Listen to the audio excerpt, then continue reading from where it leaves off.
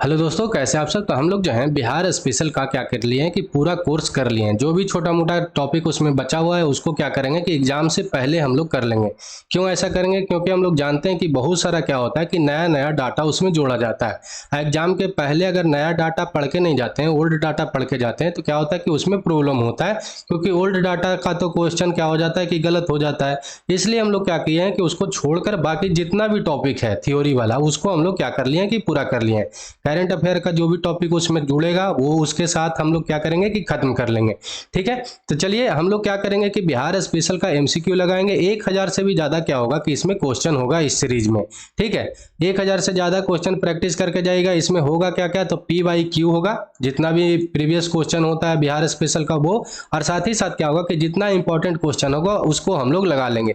हम लोग जानते हैं कि बहुत ज्यादा वेटेज रखने लगा है। बिहार का कोई भी एग्जाम दीजिए, बीपीएससी का एग्जाम कोई भी देते हैं उसमें तो 20 से 25 क्वेश्चन पूछ ही लेता है। साथ ही साथ इस बार देखे होंगे कि एसआई का भी जो एग्जाम आया था उसमें भी 5 से 6 क्वेश्चन क्या था, तो बिहार स्पेशल का था। ठीक है, अब कोई भी बिहार का एग्जाम होगा उसमें क्या होगा कि 10 से प्लस क्वेश्चन हमेशा पूछा जाएगा। ये भी बात आपको ध्यान में रखना है। इसका पीडीएफ चाहिए और किसी चीज का भी पीडीएफ चाहिए तो टेलीग्राम का लिंक दिया होता है डिस्क्रिप्शन में, वहां से क्या करिएगा कि टेलीग्राम ज्वाइन कर लीजिएगा और जाके सारा पीडीएफ डाउनलोड कर सकते हैं। ठीक है, तो चलिए आज का क्लास शुरू करते हैं। वीडियो अच्छा लगेगा तो लाइक करिएगा, कमेंट करके, शेयर करके, सब्सक्राइब करके बेल आइकन दबा दीजिएगा ताकि आपके पास नोटिफिकेशन टाइम टू टाइम पहुंचता रहे। तो जो सबसे पहला क्वेश्चन क्या है कि बिहार दिवस कब मनाया जाता है। ये मत सोचिएगा कि ये छोटा क्वेश्चन है। छोटा से जितना भी बड़ा क्वेश्चन होगा उसको हम लोग क्या करेंगे कि लगा लेंगे।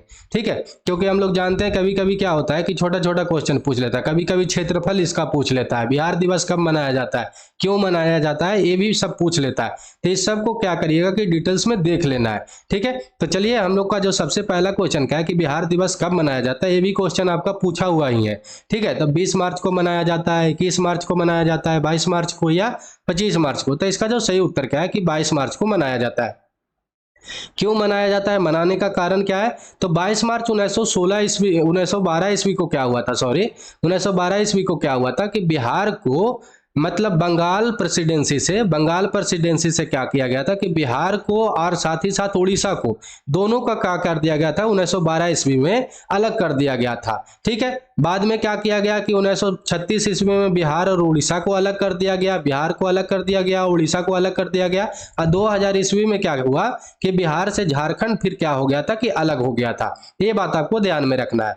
22 मार्च 1912 ईस्वी को जब बिहार को और बिहार को बंगाल प्रेसिडेंसी से अलग किया गया, इसलिए हर साल क्या होता है कि बिहार दिवस मनाया जाता है। और बिहार में हर साल क्या होता है कि 22 मार्च को सरकारी छुट्टी भी दिया जाता है बिहार की तरफ से।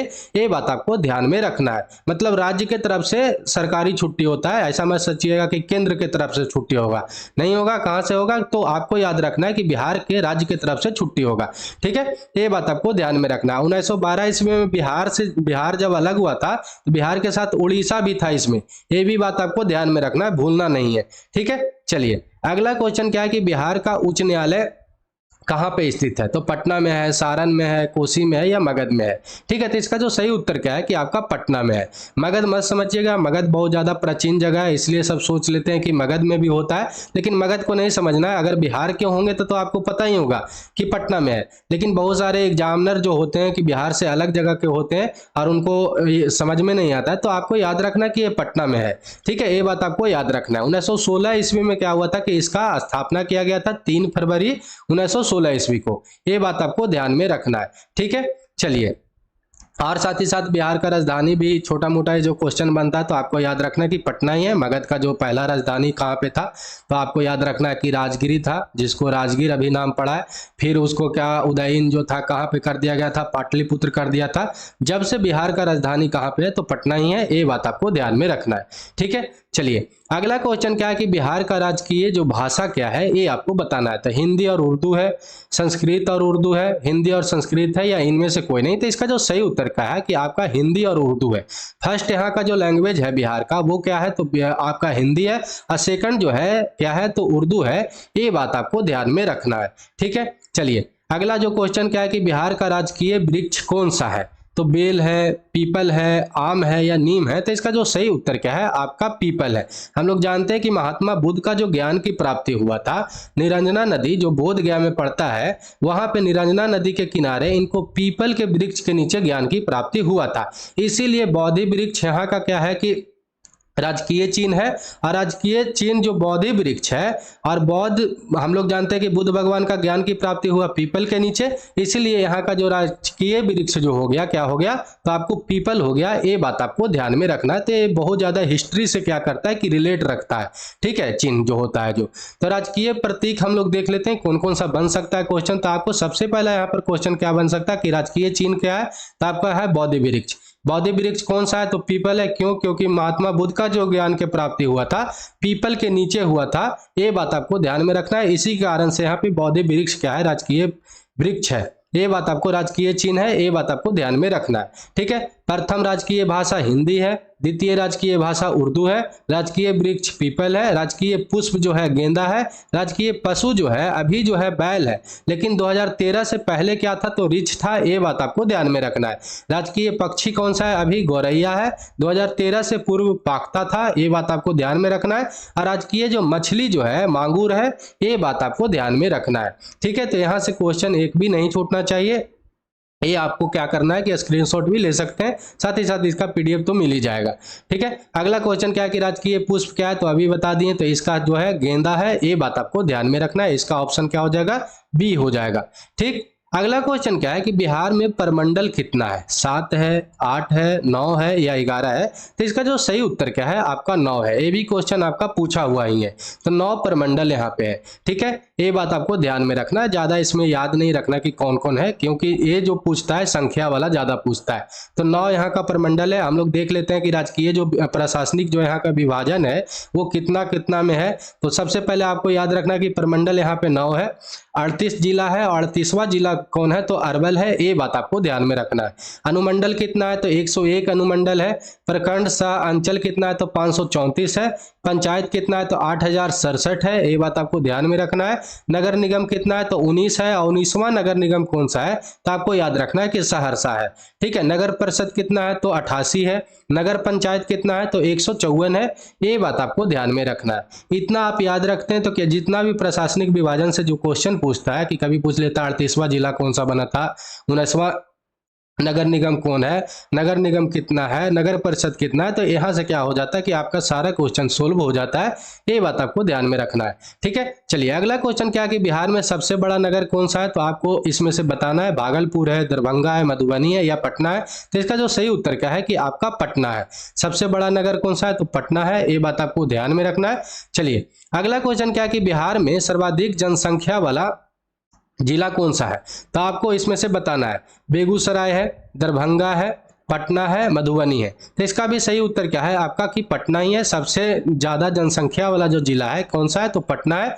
ये बात आपको ध्यान में रखना है। ये नगर है इसलिए पटना है, अगर जिला रहता तो कोई और भी यहाँ पर आंसर हो जाता। तो ये बात क्वेश्चन को ध्यान से पढ़ना है, ये भी आपको ध्यान में रखना है, ठीक है। चलिए तो इसका जो सही उत्तर क्या हो जाता है कि पटना में सबसे ज्यादा जनसंख्या है। आप यहाँ पर देखिएगा तो क्या है कि पटना जो है आबादी के लिहाज में क्या है कि सबसे पहले नंबर पे है बिहार में, ठीक है। यहाँ का कुल आबादी कितना है, तो 58,38,465 हो गया है। ये बात आपको ध्यान में रखना है। और शेखपुरा में सबसे क्या है कि कम जनसंख्या है।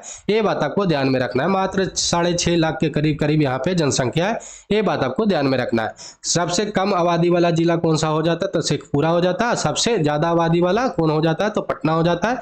ये बात आप यहाँ से देख सकते हैं, ठीक है। चलिए अगला क्वेश्चन क्या है कि बिहार में सबसे कम लिंगानुपात वाला जिला कौन सा है, मुंगेर है, सहरसा है, औरंगाबाद है या मधेपुरा है। तो इसका जो सही उत्तर क्या है आपका मुंगेर है। मुंगेर में जो है 1000 पुरुष पे मतलब 1000 मेल पे मात्र कितना फीमेल है, तो 800 कितना है, 76 ही फीमेल है। ये बात आपको ध्यान में रखना है। तो लिंगानुपात का मतलब होता क्या है कि अगर 1000 कहीं पे पुरुष रह रहा है तो उसके तहत कितना स्त्री का संख्या पड़ता है, उसी को हम लोग क्या कहते हैं कि लिंगानुपात कहते हैं। तो इसमें क्या है कि यहाँ पर क्या है कि 1000 अगर पुरुष होंगे तो 876 ही फीमेल होंगे। कहाँ पे, तो मुंगेर में, जो सबसे बिहार का कम लिंगानुपात वाला जिला है। ये बात आपको ध्यान में रखना है। ये बहुत बार क्वेश्चन बना हुआ है बिहार में, तो ये बात भी आपको ध्यान में रखना है, ठीक है। चलिए 876 है। अगर इसको मैप में देखिएगा कि मुंगेर कहाँ पे है, तो यहाँ पर आपका क्या है कि मुंगेर है, ये बात आपको ध्यान में रखना है, यहाँ पे आपका मुंगेर पड़ जाता है। ठीक, चलिए अगला क्वेश्चन क्या है कि बिहार में सर्वाधिक लिंगानुपात वाला जिला कौन सा है। ये भी क्वेश्चन बना हुआ है, पूछा हुआ भी है। तो समस्तीपुर है इसका ऑप्शन फर्स्ट में, शिवहर है, गोपालगंज है या पटना है। तो इसका जो सही उत्तर क्या है आपका गोपालगंज है। गोपालगंज को आप मैप में देखें तो यहाँ पर आपका क्या है कि गोपालगंज पड़ता है। गोपालगंज में है सबसे ज्यादा जनसंख्या, मतलब कि स्त्री का मतलब 1000 अगर यहाँ पर पुरुष होंगे तो यहाँ पर कितना स्त्री होंगे। तो आपको याद रखना है कि 1015 फीमेल है, ये बात आपको ध्यान में रखना है। ठीक है, 2011 के जो जनगणना हुआ था उसके अनुसार से ये वाला डाटा आपको बताया जा रहा है।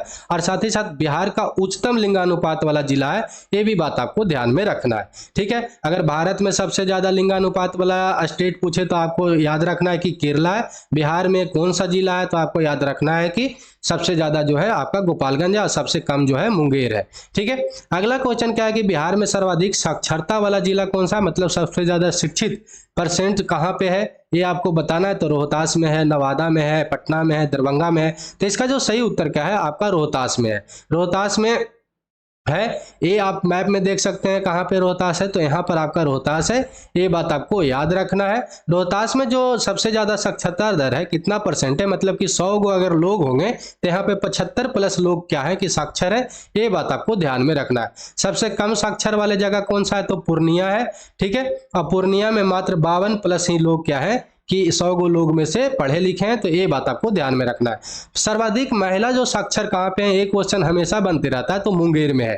ठीक है, और मुंगेर में है, यहाँ पर कितने परसेंट पढ़े लिखे महिला है, तो आपको याद रखना कि 75 प्लस, मतलब 100 गो अगर महिला होंगे तो यहाँ पर 75 प्लस क्या होंगे कि प्लस होंगे पढ़े हुए, ये बात आपको ध्यान में रखना है। तो ये तीनों डिस्ट्रिक्ट को अगर मैप में देखें तो पूर्णिया जो है आपका कहाँ पे पड़ता है, यहाँ पे पूर्णिया पड़ जाता है, मुंगेर यहाँ पे पड़ जाता है, रोहतास यहाँ पे पड़ जाता है। ठीक है, तो पूर्णिया में सबसे कम साक्षर, रोहतास में सबसे ज्यादा, और मुंगेर में सबसे ज्यादा स्त्री साक्षर परसेंटेज में, ये बात आपको ध्यान में रखना है तीनों को। ठीक है, चलिए अगला क्वेश्चन क्या है कि बिहार में सर्वाधिक वर्षा वाला जिला कौन सा है, तो किशनगंज है, मुजफ्फरपुर है, सहरसा है या मधुबनी है। तो इसका जो सही उत्तर क्या है कि किशनगंज है। लेकिन एक बात याद रखिएगा कि कभी कभी जो होता है किसी साल में पश्चिमी चंपारण में भी ज्यादा बारिश हो जाता है, जो इस बार करीब लगता है कि हुआ था। ठीक है, डाटा इसको जाकर मिला लीजिएगा। लेकिन कभी कभी क्या होता है कि पश्चिमी चंपारण में भी हो जाता है। लेकिन अगर बिहार में सबसे ज्यादा अगर कोई पूछे कि बारिश कहाँ पे होता है, तो किशनगंज में होता है। 217 सेंटीमीटर से भी यहाँ पर ज्यादा क्या होता है कि बारिश होता है, ये बात आपको याद रखना है। लेकिन पूरे बिहार में अगर पूछे कि एवरेज बारिश कितना होता है, तो 112 सेंटीमीटर होता है। लेकिन यहाँ पर बारिश कितना होता है, तो 217 सेंटीमीटर से भी ज्यादा हो जाता है। ठीक है, ये बात आपको ध्यान में रखना है। सबसे कम अगर पूछे कि बारिश कहाँ पे होता है, तो औरंगाबाद में होता है, ये बात आपको ध्यान में रखना है। और सबसे ज्यादा होता है वो किशनगंज में होता है। लेकिन कभी कभी क्या हो जाता है, किसी साल में पश्चिमी चंपारण में ज्यादा बारिश हो जाता है, तो ये बात अभी आपको ध्यान में रखना है। ठीक है, सबसे कम वर्षा वाला जिला अभी बता दिए कि औरंगाबाद में है। तो औरंगाबाद में क्या होता है कि सबसे कम वर्षा होता है बिहार में, और सबसे ज्यादा जो होता है कहाँ पे होता है, किशनगंज में होता है। अगला क्वेश्चन क्या है कि बिहार में सबसे ठंडा जिला कौन सा है, तो सबसे ठंडा जिला इसमें से बताना है किशनगंज है, कैमूर है, गया है या मुजफ्फरपुर है। तो ये मत सोचिएगा कि ये जो सब मैप है हिमालय से टच करता है, तो ये सब मत सोचिएगा कि ये सब जिला है। यहाँ पर सबसे जो ज्यादा ठंडा जिला है वो गया है, और सबसे जो गर्म जिला भी जो है वो भी क्या है कि गया है। ये बात आपको ध्यान में रखना है। ठीक है, चलिए अगला क्वेश्चन क्या है कि मूल रूप से बिहार शब्द का अर्थ क्या है, तो बौद्ध मठ है, देवदूतों का भूमि है, हरियाली का प्रदेश है या आर्य प्रदेश है। तो इसका जो सही उत्तर क्या है कि बौद्ध मठ है। बिहार शब्द का जो उत्पत्ति हुआ है संस्कृत और पाली भाषा दोनों से मिलकर हुआ है। बिहार जो है ये जो शब्द है इसका जो उत्पत्ति हुआ है संस्कृत और पाली शब्द से मिलकर बनाया गया है। और इसका जो बिहार जो है, बिहार शब्द का मूल अर्थ क्या होता है, तो आपको याद रखना है कि बौद्ध मठ होता है। और ये वाला जो वह होता है, वह जो होता है उसका अर्थ क्या होता है, निवास होता है। ठीक है, और जब बुद्ध भिक्षुओं के द्वारा क्या बोला गया कि जो बुद्ध का जो बिहार होगा, मतलब कि जो महात्मा बुद्ध का जो निवास होगा उसको हम लोग क्या बोलेंगे, तो आपको याद रखना है कि ये वह वाला बिहार बोलेंगे। ये बात आपको ध्यान में रखना है। तो इसका जो सही मूल अर्थ क्या है, तो आपको याद रखना है कि बौद्ध मठ होता है। ये बात आपको ध्यान में रखना है। बिहार का मतलब क्या होता है, तो निवास होता है, और जहाँ पे महात्मा बुद्ध का निवास हो उसको क्या बोलेंगे, तो ये वाला बिहार बोलेंगे, वह वाला। और उसको क्या अर्थ होता है, मूल अर्थ क्या होता है, तो बौद्ध मठ होता है। ये बात आपको ध्यान में रखना है, ठीक है। अगला क्वेश्चन क्या है कि बिहार में नमक सत्याग्रह आरंभ हुआ था, कब हुआ था, ये आपको बताना है। तो 6 फरवरी 1921 ईस्वी को, 6 फरवरी 1929 ईस्वी को, 13 अप्रैल 1930 ईस्वी को, या 7 अप्रैल 1934 ईस्वी को। अगर आपको पता होगा कि नमक सत्याग्रह हुआ कब था, तो इसका उत्तर आप सही मार सकते हैं, क्योंकि इसके में एक ही को जो है लग सकता है ऑप्शन सही। तो इसका जो सही उत्तर क्या है, 1930 ईस्वी में 13 अप्रैल को हुआ था। ये बात आपको ध्यान में रखना है। हम लोग जानते हैं कि 12 मार्च को साबरमती आश्रम से क्या हुआ कि महात्मा गांधी के द्वारा ये जो है नमक सत्याग्रह, जिसको डांडी मार्च के भी नाम से जानते हैं, जिसको सविनय अवज्ञा आंदोलन के भी नाम से जानते हैं, वो क्या किया गया कि आरंभ किया गया। कब किया गया, तो 1930 ईस्वी को, 12 मार्च 1930 ईस्वी को। और इसमें 1930 ईस्वी एक ही को ऑप्शन था। ये चला कब था, तो दांडी जो जगह है वहां तक चला था।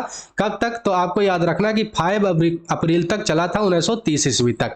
ये बात आपको ध्यान में रखना है। कुछ अनुयायियों के साथ क्या हुआ कि महात्मा गांधी यहां से साबरमती आश्रम से चले और 5 अप्रैल को दांडी पहुंचे और वहां पर नमक उठाकर समुद्र के किनारे से वहां पे नमक सत्याग्रह को क्या किए थे कि इसको तोड़े थे। ये बात आपको ध्यान में रखना है, ठीक है। तो ये बात आपको याद रखना है। और बिहार में कब हुआ था शुरू, तो 13 अप्रैल 1930 ईस्वी को हुआ था। लेकिन एक बात और भी याद रखना है कि यहाँ पर जब नमक सत्याग्रह हुआ था तो यहाँ पर चौकीदारी टैक्स जो लगता था उसको खत्म करने के लिए किया गया था। चौकीदारी कर क्यों, क्योंकि यहाँ पर तो समुद्र का किनारा है नहीं, तो समुद्र किनारा नहीं है तो यहाँ पर क्या होगा कि नमक तो बनेगा नहीं, इसलिए यहाँ पर चौकीदारी कर के लिए क्या किया गया था कि विरोध किया गया था। ये बात आपको ध्यान में रखना है। 13 अप्रैल 1930 ईस्वी का नमक सत्याग्रह को लेकर शिवहर नगर से सभा क्या हुआ कि आयोजन किया गया, जिसमें भाग लेने वाले मेन आदमी कौन थे, तो जनकधारी प्रसाद पैदल चलकर मुजफ्फरपुर से शिवहर आए थे। और इसमें और भी अनुयायी कौन कौन थे, तो राम दयालु सिंह थे, ठाकुर नवाब सिंह थे और ठाकुर रामानंद सिंह थे। ये सब क्या थे कि इसमें शामिल थे। ये बात आपको ध्यान में रखना। और 15 अप्रैल 1930 ईस्वी कहीं कहीं पर भी दिया रहेगा, तो अगर 13 अप्रैल 1930 ईस्वी नहीं दिया रहेगा तो 15 अप्रैल वाला क्या करिएगा कि टिक आउट कर दीजिएगा। ये बात आपको ध्यान में रखना है, ठीक है। चलिए अगला क्वेश्चन क्या है कि बिहार का पृथक प्रांत के रूप में गठन की मांग जो है प्रस्तुत कब किया गया था, ये क्वेश्चन पूछ रहा है आपसे। प्रस्तुत कब किया गया था ये पूछ रहा है। तो 1896 में, 1906 में, 1911 में या 1936 में। तो इसका जो सही उत्तर क्या है, 1906 में ही क्या किया गया था कि मांग को प्रस्तुत किया गया था।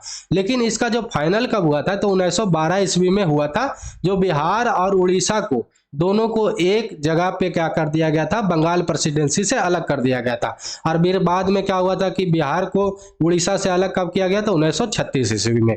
ये बात आपको ध्यान में रखना है। तो 12 दिसंबर 1911 को दिल्ली दरबार में पृथक प्रांत बनाने की घोषणा किया गया और 12 मार्च 1912 ईस्वी को उड़ीसा सहित क्या कर दिया गया कि अलग कर दिया गया। और 1 अप्रैल 1912 ईस्वी को बिहार उड़ीसा सहित प्रांत का गठन हो गया। और 1 अप्रैल 1936 ईस्वी को बिहार और उड़ीसा को अलग अलग राज्य बना दिया गया। और 15 नवंबर 2000 ईस्वी को बिहार का अंतिम विभाजन जो हुआ, झारखंड अलग हुआ इसमें से, और 46% यहाँ से जगह लेकर झारखंड जो था उस समय का 28वां राज्य बना था। ये भी बात आपको ध्यान में रखना है, ठीक है। चलिए अगला क्वेश्चन क्या है कि बिहार में सबसे ठंडा वाला जिला कौन सा है, तो आपको उसी समय बता दिए थे। तो इसका जो सही उत्तर क्या है आपका गया है। ये बात आपको ध्यान में रखना है। सबसे गर्म भी जिला यही है और सबसे ठंडा भी जिला यही है, तो ये बात आपको ध्यान में रखना है। तो चलिए आज के लिए इतना ही। वीडियो अच्छा लगा हो तो लाइक करिएगा, कमेंट करके, शेयर करके, सब्सक्राइब करके बेल आइकन दबा दीजिएगा। तो जय हिंद, जय भारत।